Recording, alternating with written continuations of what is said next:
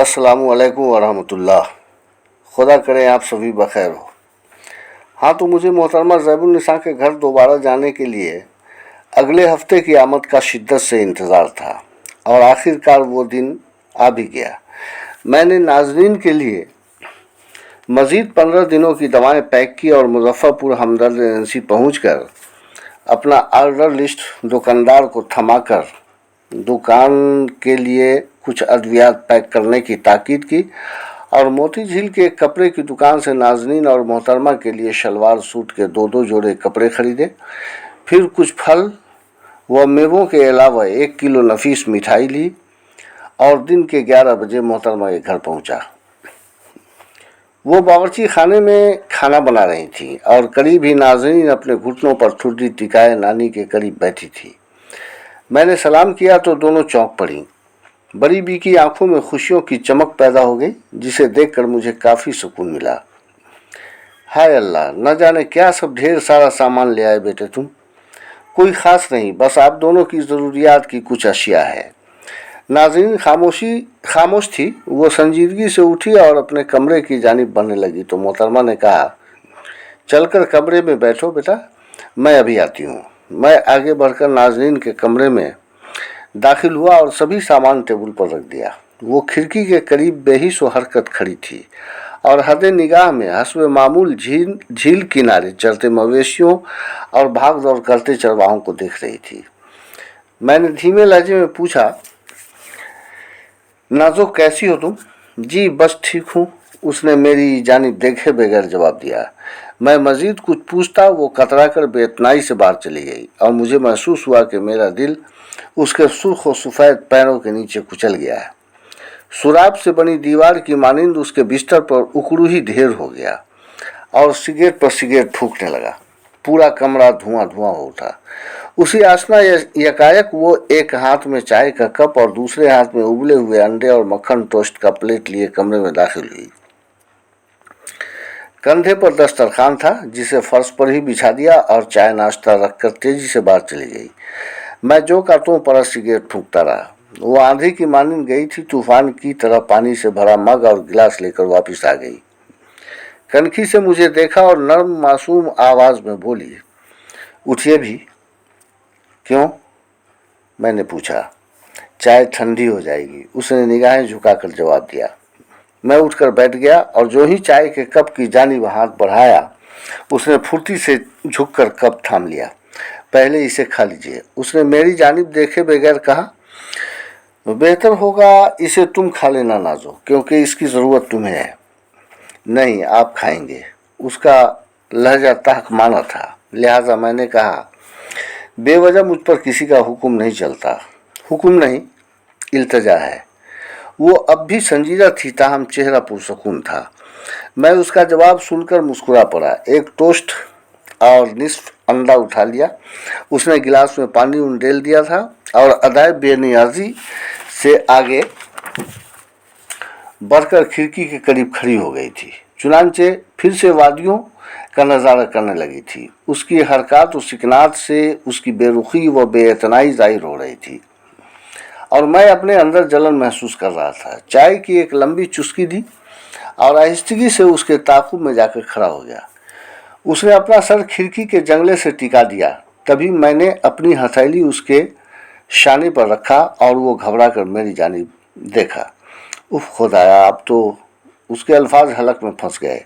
निगाहें झुक गईं और मेरा हाथ अपने शाने से हटाने के लिए उसकी बारीक मरमरी अंगुलियां मेरे हाथ पर पड़ी तो चुंबक की तरह मेरे हाथ से चिपक गईं। दरअसल वो चाहते हुए भी मेरा हाथ अपने शाने से नहीं हटा सकी, जबकि मैंने उसकी घबराहट को महसूस करके खुद ही अपना हाथ हटा दिया और कहा, मैं समझता हूँ कि तुम काफ़ी हद तक सेहतयाब हो चुकी हो नाज़ो, लिहाजा अब बेवजह और बार बार मेरा यहाँ आना कोई मानी नहीं रखता है। उसने एक झटके से अपनी गर्दन घुमाकर एक पल के लिए वीरान आंखों से मेरा चेहरा देखा और फिर धीरे से निगाहें घुमाकर दूर वादियों को घूरने लगी। तब मैंने मजीद कहा, नाज़ो, मुझे गुमान होता है कि मेरी मौजूदगी तुम्हारी परेशानी का सबब बन रही है। वो एक बार फिर चौंकी। नहीं तो? आपने ऐसा क्यों सोच लिया? अगर ये सच नहीं है तो फिर ये बेइतनाई क्यों? आखिर मैं भी तो इंसान हूँ। तुम लोगों से बेहद हमदर्दी रखता हूँ। उसकी आंखों में उदासी बेहद गहरी हो गई। वो एक बारगी वादी वादी की जानिब देखा और बड़बड़ाने लगी। देखिए देखिए, वो देखिए ना, राघव माझी का बेटा। हाय रे बदनसीबी, चलने में उसे कितनी तकलीफ हो रही है। मैंने मुतहर अंदाज में कहा, कौन राघव माझी? कहाँ है उसका बेटा? मैंने मुतजस्सिस निगाहों से बाहर झांका। वो वहाँ बोसीदा कपड़ों में मलबूस सभी चरवाहों के पीछे लंगड़ाता हुआ। उसने अधूरा जुमला छोड़कर अपने सर को जंगले पर टिका दिया, जैसे उसके जहन में दर्द का तूफान बर्पा हो गया हो। मैंने तसल्ली आमेज लहजे में कहा, मुमकिन है उसके पैरों में किसी किस्म की तकलीफ होगी। हरगिज नहीं। उसने सर उठाकर मुझे देखा। उसके चेहरे पर हवाइयाँ उड़ रही थी। उसका एक हाथ भी नहीं है, पैदाइशी गायब है। आप जानते हैं उसके माजूर होने का कसूरवार कौन है? कौन? अल्लाह। उसका जवाब सुनकर मेरा सर खुद ब खुद झुक गया। ऐन उसी वक्त बड़ी बी कमरे में दाखिल होते हुए बोली, नाजनीन क्या कह रही है बेटे? जी कोई ख़ास बात नहीं। मैं दरीचा के करीब से वापस आकर फर्श पर बैठ गया और नाजनीन बाहर चली गई तो मैं मोहतरमा से मुखातिब हुआ। उस दिन वापसी में दादी जान व बच्चों के लिए कपड़े खरीदते वक्त मुझे आप दोनों की ज़रूरत का भी ख्याल आ गया, लिहाजा आप लोगों के लिए भी चंद जोड़े खरीद लिए। मैं समझता हूँ कि ऐसा करके मैंने कोई गलती नहीं की है। मोहतरमा ने जवाबन कहा, अगर तुम अपने फेल से मुतमईन हो तो मैं गलत क्यों समझूंगी। अलबत्ता एक बात की फिक्र हो रही है कि कभी कभी शौक के गुलबोसी में लोग कांटों पर ही होंठ रख देते हैं। अगर ऐसा हुआ तो दर्द सिर्फ तुम्हें ही नहीं होगा बेटे। मैं उनके अल्फाज की फांस में उलझ गया। अजीब चक्कर था। ये नानी और नवासी दोनों ही अलग अलग पहेलियाँ थी जिन्हें समझने से मैं कासिर था। अलबत्ता उस वक्त जो कुछ समझ में आया उसके मुताबिक मैं खुद को चोर तस्वूर करने लगा, लिहाजा अंदर तक सहम गया, क्योंकि मेरी हमदर्दी और ताबुन से मेरी लालच साफ तौर पर जाहिर हो रही थी। बावजूद इसके हिम्मत यकजा करके बोला, दरअसल किसी के भी ज़ाती मामलों में दखल अंदाजी करना मेरी आदत हरगिज़ नहीं रही है मोहतरमा। यह और बात है कि बाज़ औक़ात इंसान के हालात उसके इरादे व मंसूबों को बदल कर रख देते हैं। आदमी सोचता कुछ है और हो कुछ जाता है।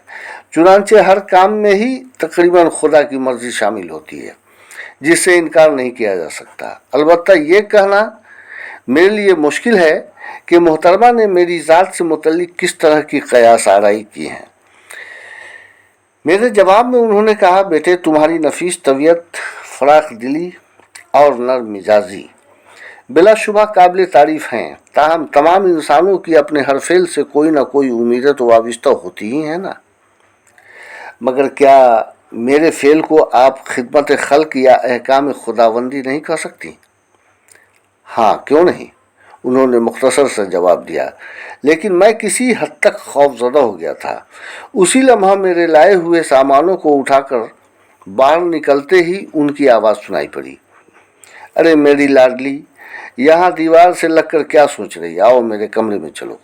मैं समझ गया कि मेरे और बड़ी बी के दरमियान होने वाली बातों को नाजनीन बाहर खड़ी होकर सुन रही थी। मैं सिगरेट सुलगाकर लंबे लंबे कश लेने लगा। चंद लम्हे की तन्हाई के बाद नाजनीन सर झुकाए कमरे में दाखिल हुई। मैंने फौरन उसे मुखातिब किया, नाजो, मैं अब चलूँगा और जाते हुए कहूँगा कि पता नहीं क्यों मुझे तुम लोगों से रूहानी लगाव का एहसास होने लगा है। उसने खामोश निगाहों से मुझे देखा। उसी लम्हा आवाज़ आई, खाने का वक्त हो रहा है बेटे, खाना खा कर जाना। अपने अल्फाज के साथ ही वो अंदर दाखिल हुई तो मैंने कहा, फिर कभी खा लूँगा मैडम जी। दरअसल सुबह नाश्ता दबा कर लिया था। वैसे भी अब तक मुझे हमदर्द एजेंसी पहुँच जाना चाहिए था। उन्होंने फ़ौरन पूछा, फिर कब आना होगा? उनका ये सवाल सुनकर मेरा दिल अंदर ही अंदर उछल पड़ा। मैंने कहा, इंशाअल्लाह जल्द ही कोशिश करूँगा। नाज़रीन की दवाएं अभी कितने दिनों तक चलेंगी बेटे? कम से कम 25 दिन, लेकिन अब हर खुराक निस्फ होगी। ठीक है बेटे, अल्लाह तुम्हें खुश रखे। शुक्रिया। फिर सलाम करके मैं फ़ौरन बाहर निकल आया। बाइक स्टार्ट करके आगे बढ़ा और सामने वाली अगली नुक्कड़ क्रॉस करते हुए गर्दन घुमाकर देखा तो बड़ी बी दरवाजे पर खड़ी मुझे ही ताक रही थी, जबकि नाजनीन तेज धूप की परवाह किए बगैर छत पर खड़ी थी। मेरे होठों पर हल्की सी मुस्कुराहट रेंगने लगी। मैंने खुद से पूछा, क्या ये उन लोगों के प्यार व हमदर्दी का जज्बा नहीं हो सकता? यकीनन। लेकिन बड़ी बी के मशकूक ख्यालात और नाजरीन की पुरअसरार कैफियत फिर भी मेरे लिए किसी पेचीदा मुअम्मा की मानिंद थी, जिसका हल तलाश कर पाने में नाकाम था। बहरहाल छोटे लड़के मासूम की अलालत और अपनी मसरूफियत के सबब मैं 10 दिनों तक मुजफ्फरपुर नहीं जा सका। जब थोड़ा पुरसकून हुआ तो 12वें दिन कोई 9 बजे वहां पहुंचा। मुझ पर नजर पड़ते ही मोहतरमा शिकायत आमेज लहजे में बोली, इतने दिनों कहाँ गायब रहे बेटा? नाजनीन बार बार पूछ रही थी। हमें भी वसवसा हो रहा था, क्या पता तबीयत तो खराब नहीं हो गई। मैंने कहा कि बात कुछ ऐसी ही थी मैडम, छोटा लड़का बीमार हो गया था। अल्लाह रहम करे, अब तो ठीक है ना? जी खुदा का शुक्र है। कमरे में चलकर बैठिए, आज फौरन भागने नहीं दूंगी। नाजरीन किसी सहेली के घर गई है, 1 आध घंटे में आ जाएगी। नाजो की गैर मौजूदगी का सुनकर मैं बेदिली से कमरे की जानिब बढ़ गया।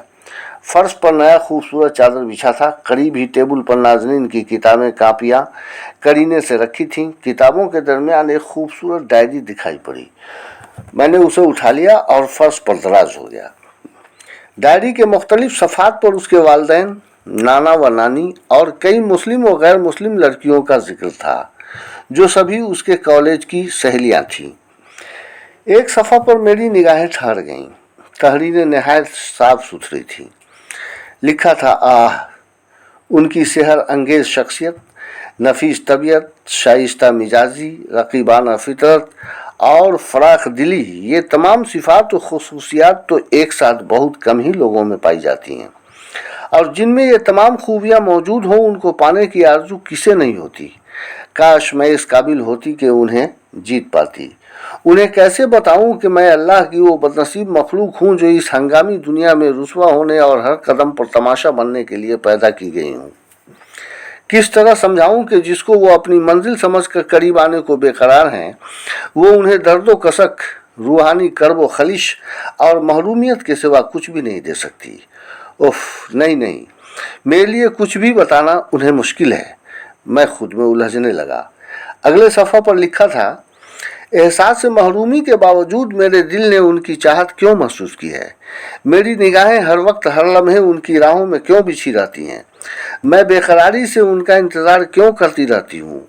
उनकी कुर्बत के एहसास से ही मेरा जहन आसमान की वसीयतों में क्यों परवाज़ करने लगता है, जबकि मैं तो इस दुनिया में तन्हा रहने के लिए पैदा की गई हूँ।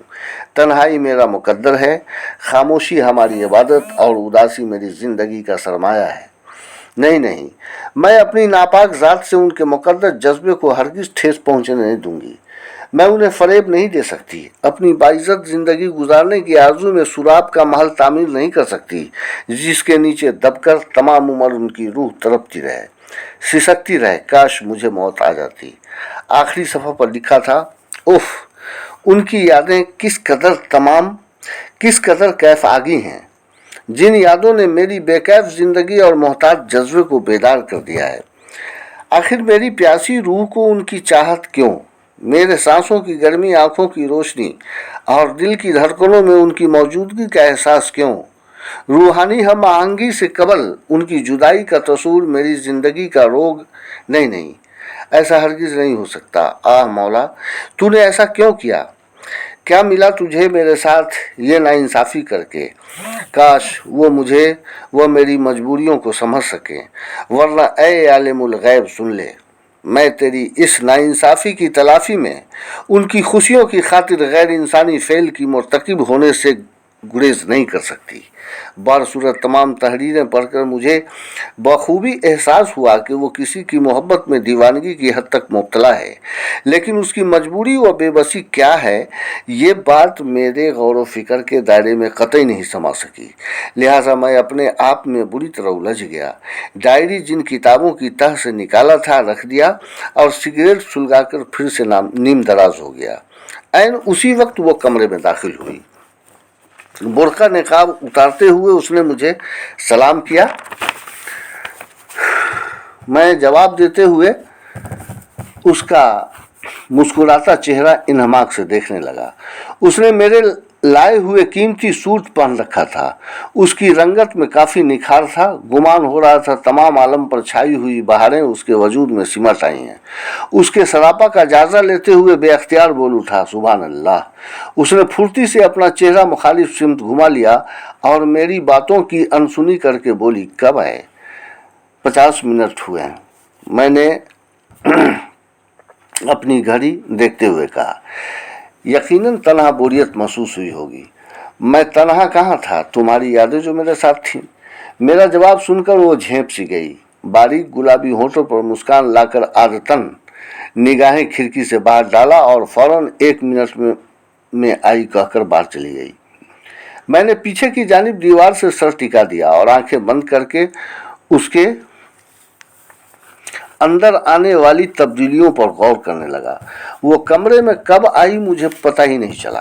अचानक उसकी आवाज़ आई। न जाने आंखें बंद करके किस तफक्कुरात में डूबे हैं। कुछ नहीं, मैं चौंका।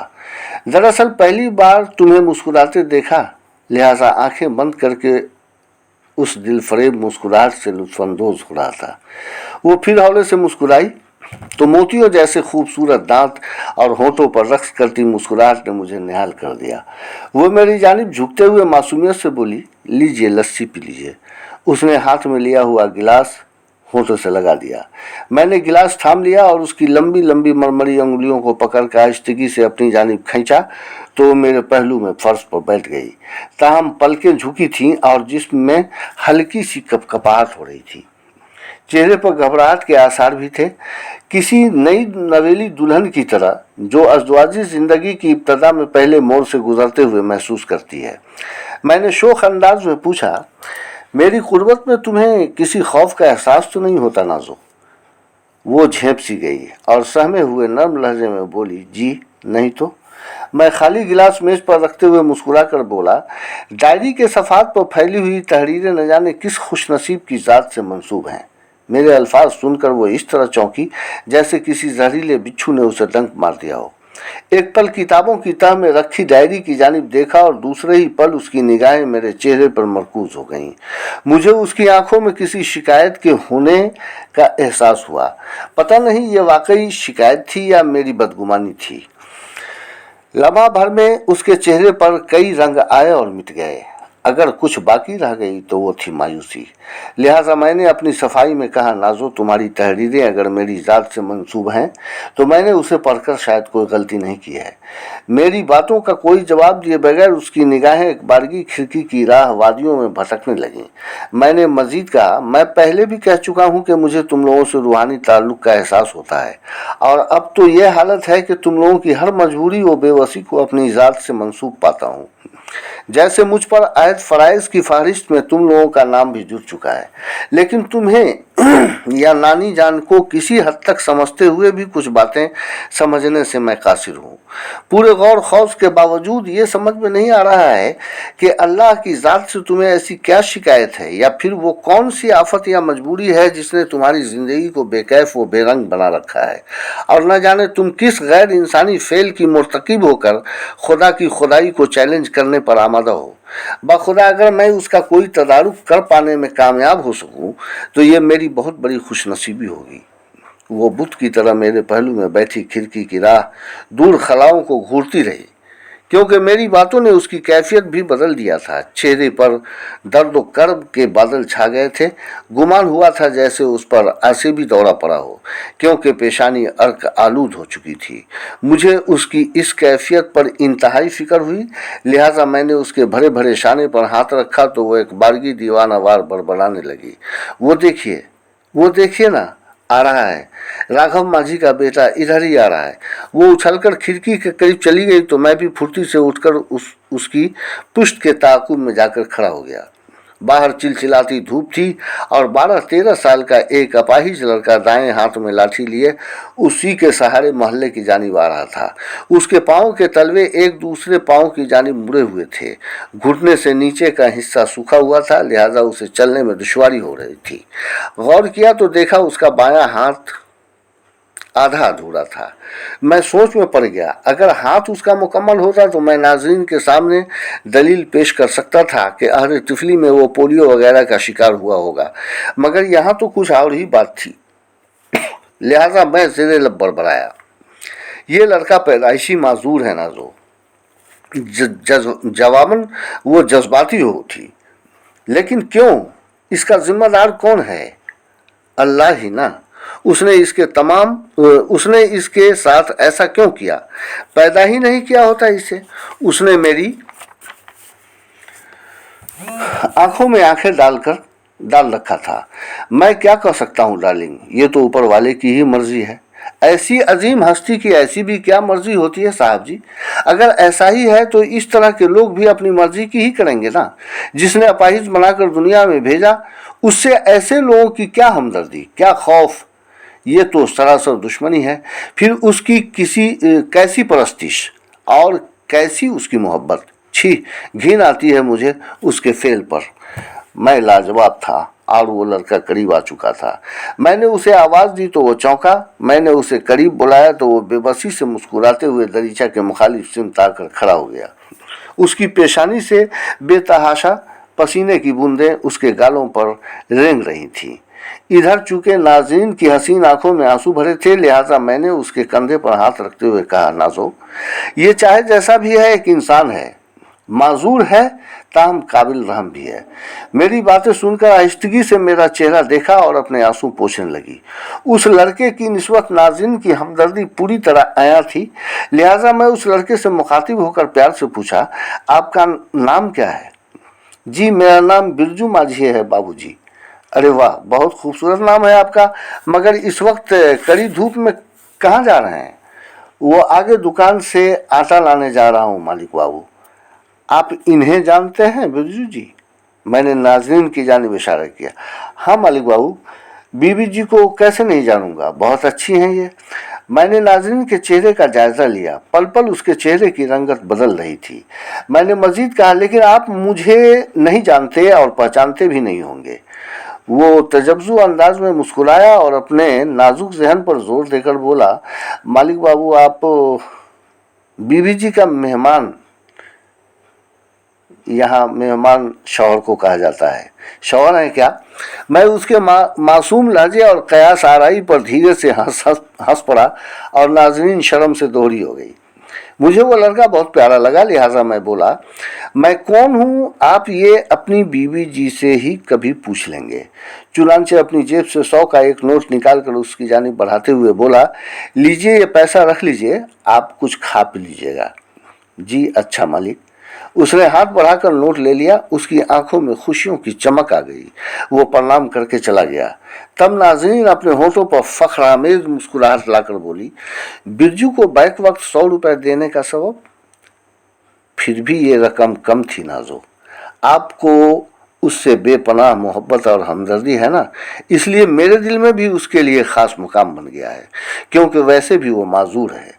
नाज़रीन कोई जवाब दिए बगैर अपना सर मेरी छाती से टिका दिया और मैंने अपने होंठ उसके सर पर रखा ही था कि मोहतरमा अंदर दाखिल हुई और हम चौंक पड़े। वो बोली, नाजो बेटा, खाना तैयार है, और अपने अल्फाज के साथ ही उल्टे कदम वापस चली गईं। तो मैंने सिगरेट सुलगाया और फर्श पर दराज हो गया। नाज़रीन ने मुझे घूरते हुए कहा, उफ, आपको तो हर वक्त सिगरेट की ही तलब होती रहती है, ये जानते हुए भी कि सिगरेट पीना सेहत के लिए मुज़िर है। जवाब में मैंने शोखी से कहा, दीगर ख्वाहिशात को दबाने के लिए ही तो सिगरेट का सहारा लेता हूँ। वैसे इंशाअल्लाह मुस्तकबिल में आपका हर एहकाम मेरे लिए काबिल अमल होगा। नाज़रीन मुस्कुराते हुए मेरे कदमों से लगकर बैठ गई और गुफ्तगू का मौजू बदल कर बोली, नानी जान बता रही थी कि छोटे बाबू की तबीयत खराब हो गई थी।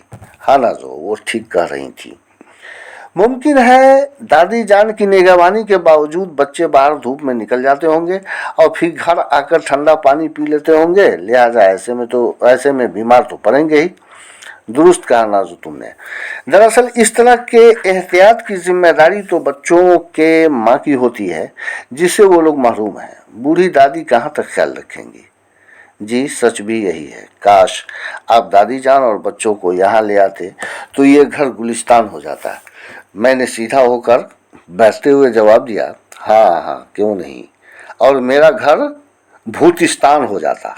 मेरी बातें सुनकर वो अपना मुंह दबाकर हंस पड़ी तो मैंने मजीद कहा, तुम्हारा मशवरा किस हद तक मुमकिन हो सकता है, इस पर तुमने मेरे हालात के पेश नज़र गौर नहीं किया नाज। यही सबब है कि ऐसा बचगाना ख्याल तुम्हारे जहन में आ गया। वैसे भी मैं हर काम मुस्तकिल नवैयत की करता आया हूँ। अगर मुमकिन हो तो पहले मेरे शाना बशाना कदम उठाने का आज़म पैदा करो, फिर मेरी दादी जान और बच्चों के बारे में सोचना।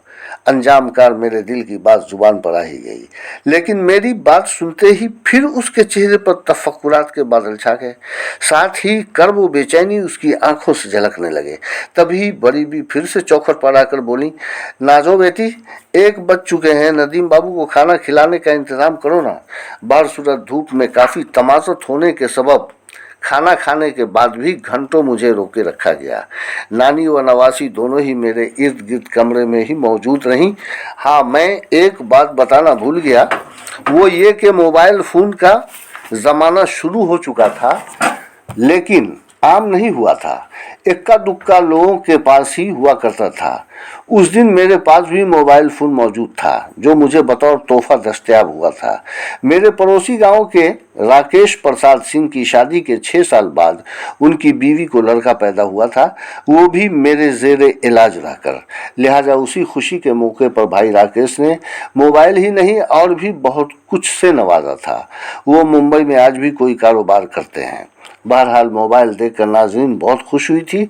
उसने नंबर भी लिया था और बातों बातों में मैंने उसे मोबाइल खरीद कर देने की बात भी कही थी। खैर, अब इस अधूरी तख्लीक का दूसरा बाब वक्त के तकाजे के मुताबिक यहीं बंद करता हूँ। इंशाअल्लाह इसका तीसरा और आखिरी हिस्सा लेकर कल ही आपकी खिदमत में हाजिर होऊंगा।